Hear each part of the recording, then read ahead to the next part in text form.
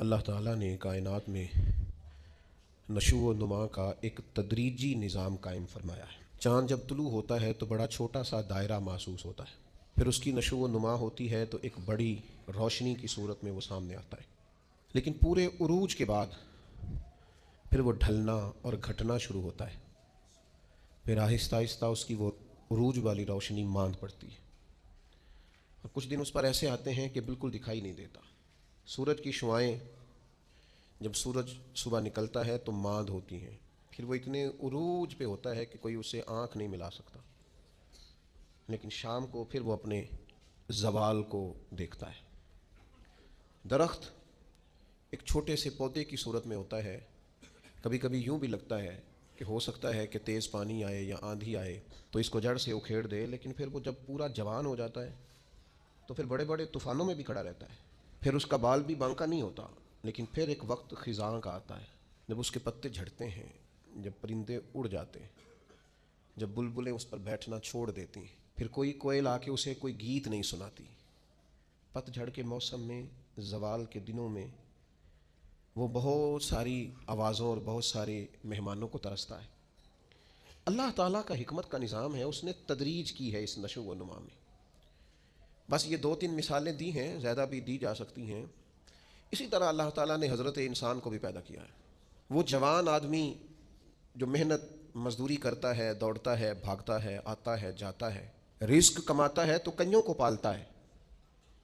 یہ جب بالکل چھوٹا تھا نا تو اسے کھڑا بھی نہیں ہوا جاتا تھا، اس کے والدین انگلی کے سہارے چلاتے تھے۔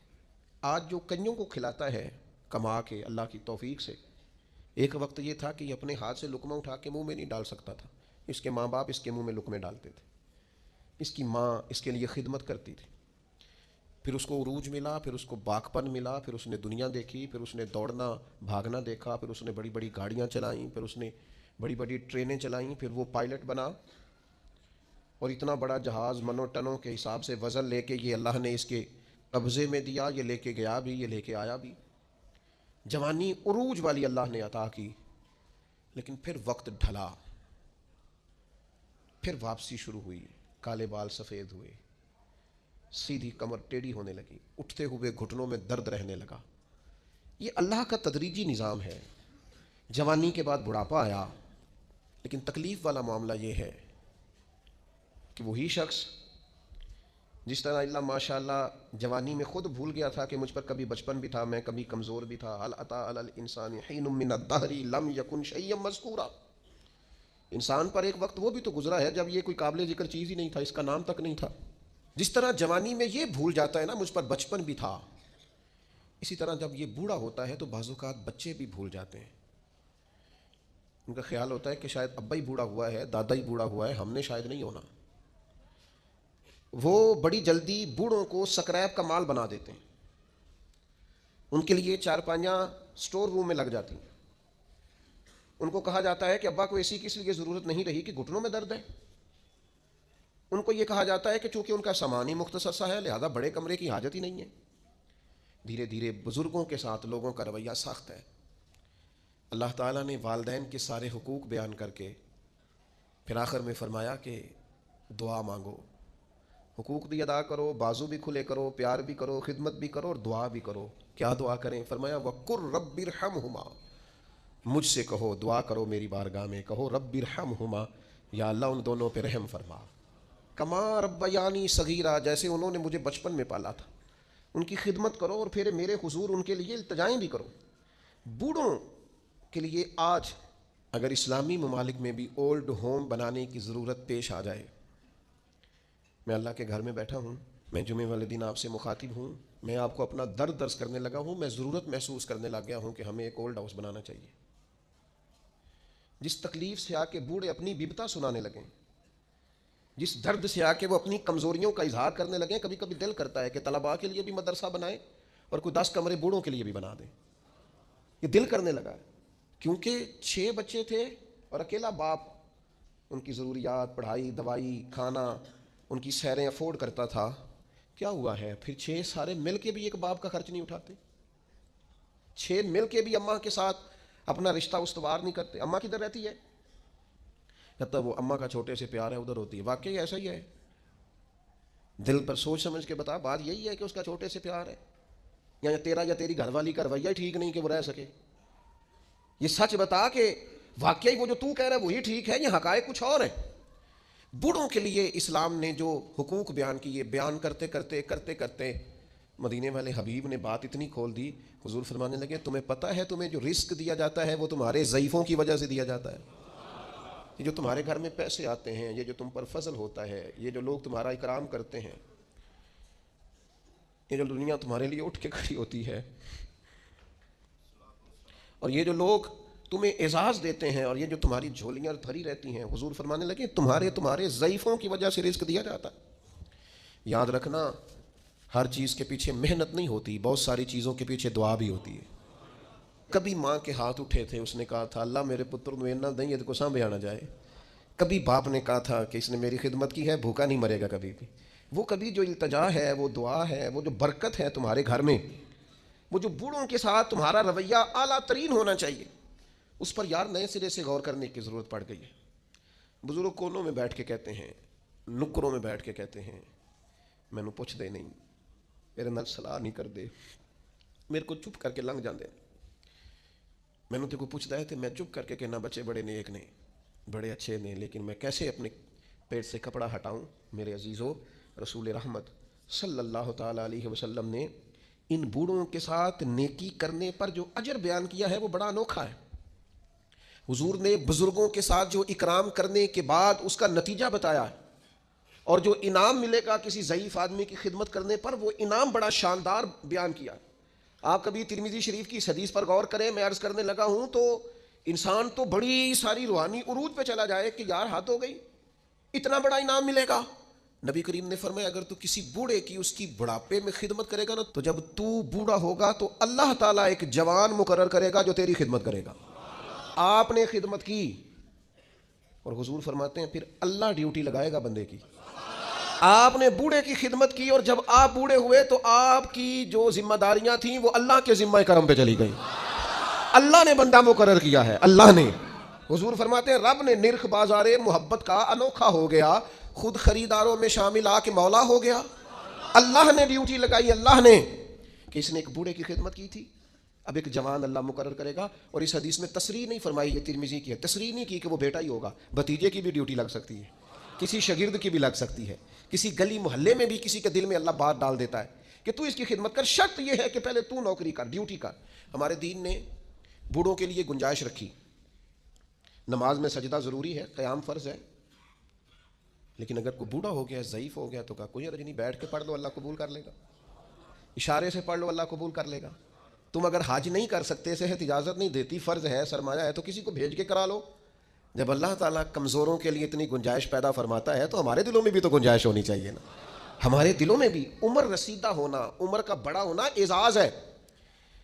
کچھ نہ کریں, اپنے دل میں ان کا اکرام تو کریں. میں بعض ایسے کم نصیب لوگوں کو بھی جانتا ہوں جو بوڑھوں کا مذاق اڑاتے ہیں.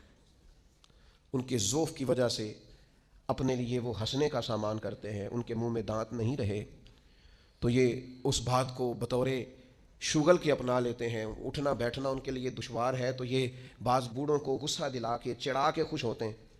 نبی پاک علیہ السلام نے فرمایا جس نے 3 لوگوں کی عزت کی وہ سمجھے میں نے اپنے رب کی عزت کی. اللہ کا اکرام کیا, بخاری مسلم میں حدیث ہے, اللہ کا اکرام کیا. یا رسول اللہ کس کس کا؟ فرمایا جس نے عدل کرنے والے بادشاہ کی عزت کی وہ سمجھے میں نے اپنے رب کی عزت کی. اور جس بندے نے قرآن پاک کے عالم کی عزت کی, دین کے عالم کی عزت کی, وہ سمجھے میں نے رب کی عزت کی.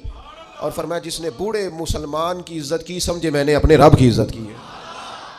اس اکرام کو آپ غور سے دیکھیے, یہ کتنا بڑا اعزاز ہے, یہ کتنی بڑی فضیلت ہے کہ اگر کسی بوڑھے کو, میں آپ سے عرض کروں, میں یہاں دوست مجھ سے ملتے ہیں تو بعض اوقات ان کو مرتب ہو کے کھڑا ہونا پڑتا ہے اور ایک کے بعد دوسرے کو آنا پڑتا ہے. تو میں اکثر دوستوں سے کہتا ہوں بزرگوں کو پہلے ملا لو.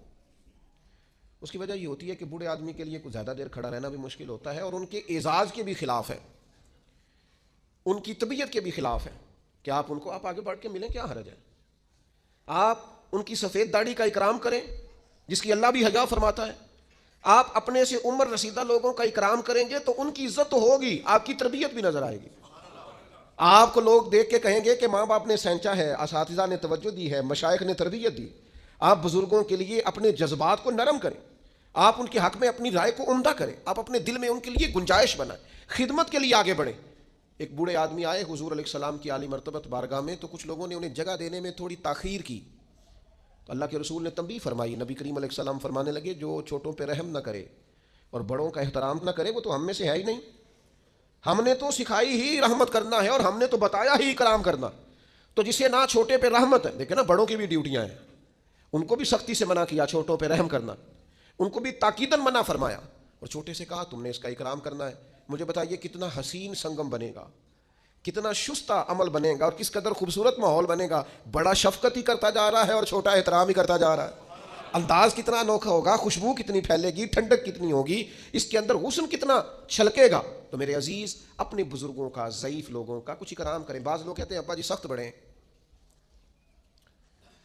اور بہت سارے ایسے لوگ ہیں جو ابا جی کی سختی کا بیان کرتے ہیں، حالانکہ وہ ان کا افسر بھی سخت ہے، حالانکہ انہیں زندگی میں کئی ایسے لوگ ملتے ہیں جو بڑے سخت ہیں پر ان سے کام ہوتا ہے نا، لہٰذا ان کی سختی قابل قبول ہوتی ہے۔ تو ابا جی سخت ہیں، جب بچپن میں آپ کو پال رہے تھے تب سخت نہیں تھے، جب وہ روز موٹر سائیکل پہ بٹھا کے لینے جاتے تھے، چھوڑنے جاتے تھے اسکول میں، تب سخت نہیں تھے، جب زندگی کے 20-25 سال تیرے لیے صبح سے شام تک مزدوریاں کر کے رزق کما کے لاتے تھے اور پرانے کپڑے پہن کے تجھے نئے پہناتے تھے، تب سخت نہیں تھے۔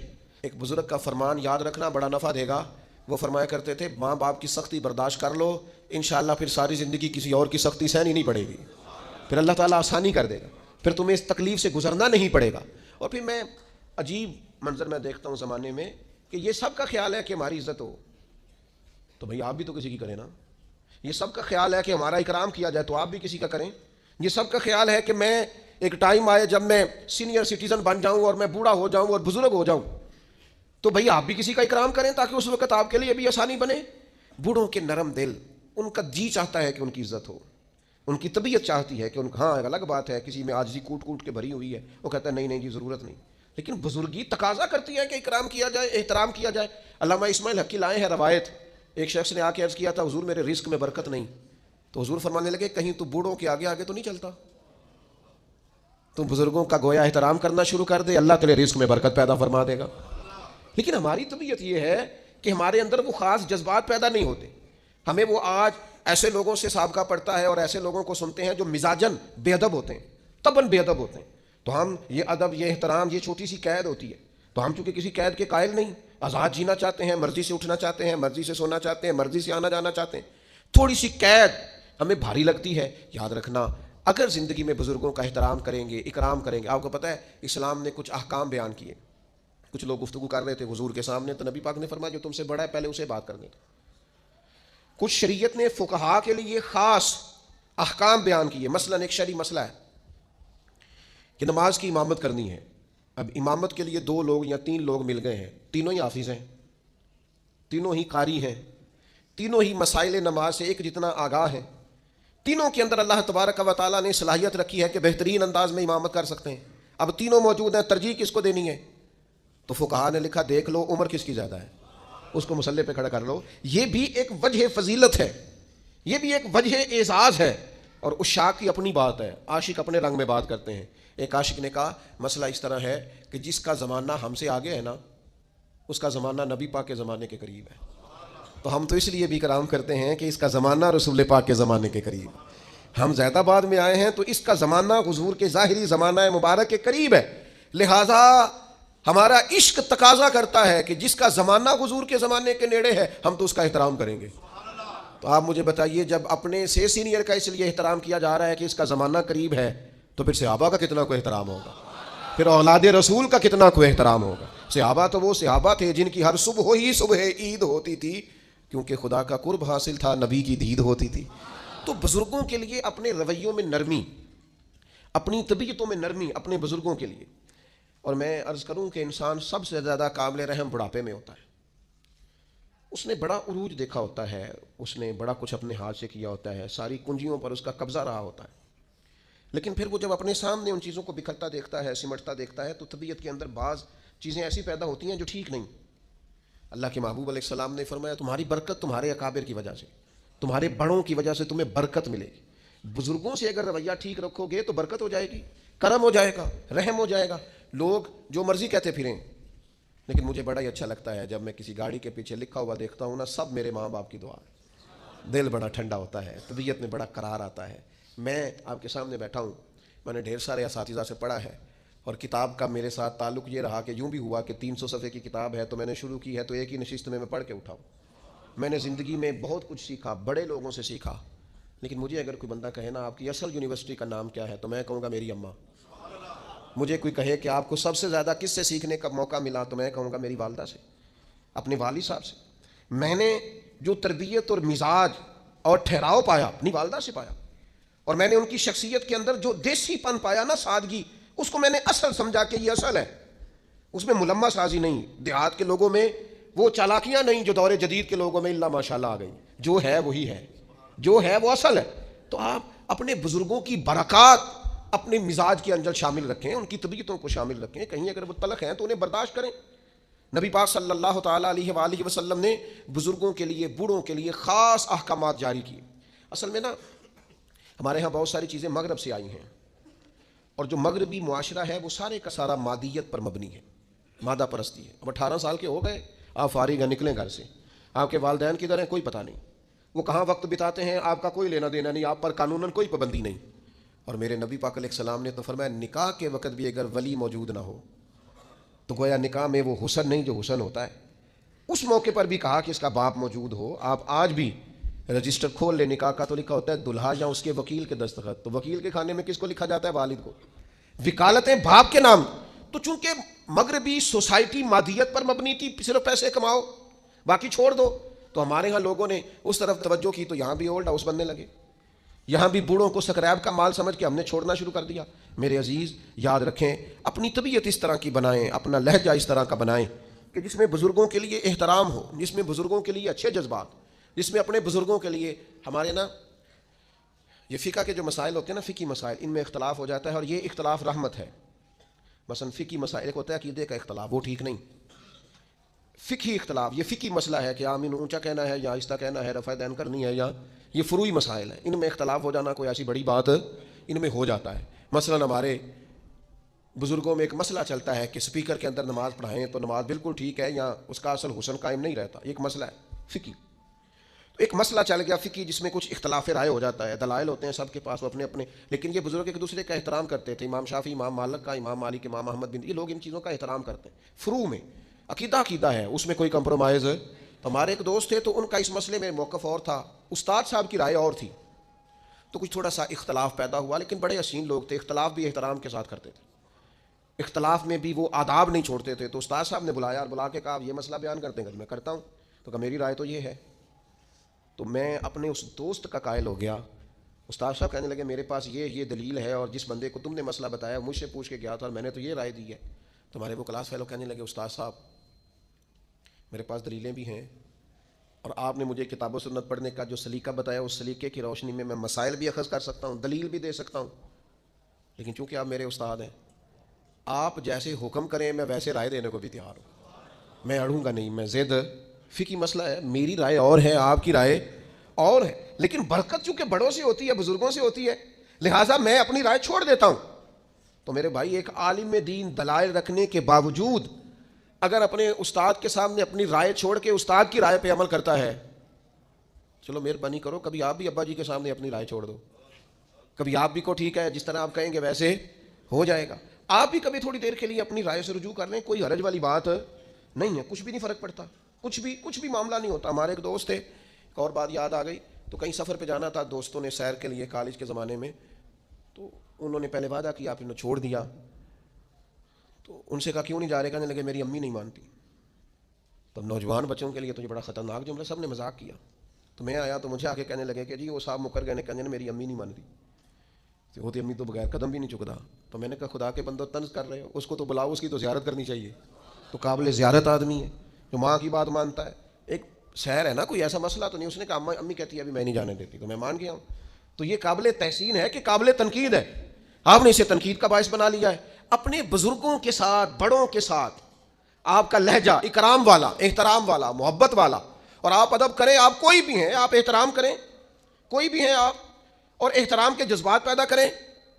کچھ لوگوں کا اس لیے احترام کریں کہ وہ عالم ہیں، کچھ کا اس لیے احترام کریں کہ وہ بزرگ ہیں، کچھ کا اس لیے احترام کریں ہمارے والدین کے دوست ہیں، کچھ کا اس لیے احترام کریں کہ ہم نے ان سے پڑھا ہے، سیکھا ہے۔ احترام کے جذبات پیدا کریں۔ کتنی بڑی بات ہے کہ فتح مکہ کے موقع پر حضرت صدیق اکبر رضی اللہ تعالیٰ عنہ اپنے والد کو لے کے آئے، یا رسول اللہ میرے ابا جی کلمہ پڑھنے کو تیار ہو گئے۔ تو جناب صدیق اکبر کے والد بوڑھے بھی تھے، نابینا بھی تھے، وہ جیسے ہی حضور کی خدمت میں حاضر ہوئے اللہ کے رسول اٹھ کے کھڑے ہو گئے، اور نبی کریم صلی اللہ تعالیٰ علیہ وسلم نے فرمایا اے ابو بکر صدیق، اگر ان کا، یہ سنو ذرا اور اس کا ذرا لطف لے کے دیکھو، حضور فرمانے لگے ابو بکر اگر ان کا کلمہ پڑھنے کا ارادہ بن گیا تھا، تو یہ بوڑھے بھی تھے، ضعیف بھی تھے، پریشان مجبور تھے، اگر ان کا ارادہ بن گیا تھا تو ان کو تکلیف کیوں دی؟ مجھے بتاتے میں گھر آ کے کلمہ پڑھا جاتا، میں گھر آ جاتا، گویا کنواں پیاسے کے پاس آ جاتا، گویا رحمتیں قریب آ کے برستی، گویا محبوب کریم علیہ السلام کا کرم قریب آ کے چھلکتا۔ یہ بزرگ ہیں، اگر رسول پاک بزرگوں کا اتنا اکرام امت کو سکھاتے ہیں تو پھر بتاؤ ہمیں کتنا کو احترام کرنا چاہیے بڑوں، کس قدر زیادہ ہمارے دلوں میں جذبات ہونے چاہیے۔ اپنے بزرگوں کا اکرام کریں یار، ان کو مشورے میں رکھیں، ان سے بات چیت کریں، ان کے ساتھ وقت بتائیں۔ اماں کو فون کیا کرو گھر میں، کہا کرو آج میں نے نہیں روٹی کھانی جب تک آپ نہیں پکائیں گی، اس کی تو طبیعت ہی ٹھیک ہو جانی ہے بالکل۔ وہ مینوں منڈے آکھے ہیں تسی مینوں دیو آج میں ہی پکانی ہے، وہ آپ ٹھیک نہیں ہے، بیمار ہو، نہ وہ فون آیا ہے انہیں کھانی نہیں، مینوں پتہ ہے وہ۔